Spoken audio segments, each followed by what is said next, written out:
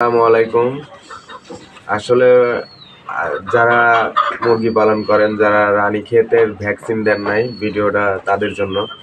আসলে রানীক্ষেতের ভ্যাকসিন আপনি না দিয়েও কিভাবে রানীক্ষেত থেকে দূরে রাখবেন, আজকে সে বিষয় নিয়েই কথা বলবো।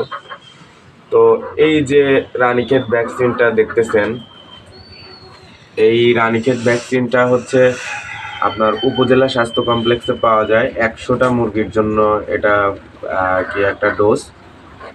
তো এটা হচ্ছে আপনি মুরগিকে যদি ইনজেকশনের মাধ্যমে পুশ করে না থাকেন, তাহলে প্রতি মাসে একবার আপনি হচ্ছে আপনার মুরগির যে পরিমাণ পানি খায়, 3 থেকে 4 লিটার এরকম পানি খাইলে এই ডোজটা হচ্ছে তার মধ্যে দিয়ে এই ওষুধটা মুখে খাওয়াই দিলে আপনি রানীক্ষেত থেকে মানে দূরে রাখবেন আর কি। আর আপনাকে অবশ্যই খেয়াল রাখতে হবে যে এই ডোজটা হচ্ছে আপনি 2.5 ঘন্টা আপনার পানিটা রাখবেন, 2.5 ঘন্টা পরে আপনার শেড থেকে পানিটা তুলে দিবেন। তো আর এটা প্রতি মাসে একবার করে খাওয়াবেন, ইনশাল্লাহ রানীক্ষেতে আসলে আপনার শেডে কোনো রানীক্ষেত আক্রমণ করবে না।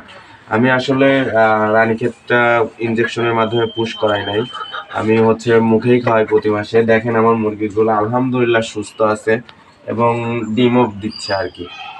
তো যারা রানীক্ষেতের ভ্যাকসিন করার নাই, আসলে ভিডিওটা তাদের জন্য। অবশ্যই আপনারা এই প্রতি মাসে একবার এই ডোজটা করাবেন। তো আমি এখন আপনাদের দেখাবো এই কিভাবে আমি ভ্যাকসিনটা খাওয়াই আর কি।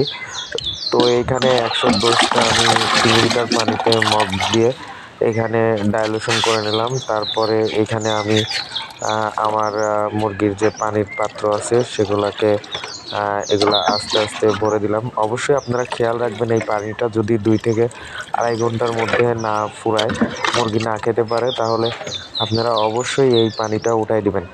তো অবশ্যই এইখানে আপনারা এক বেলায় যতটুকু পানি খায়, কিংবা আপনারা এই ভ্যাকসিনটা পানির সাথে দেওয়ার আগে আপনার মুরগিকে 1 ঘন্টা পানি দিবেন না।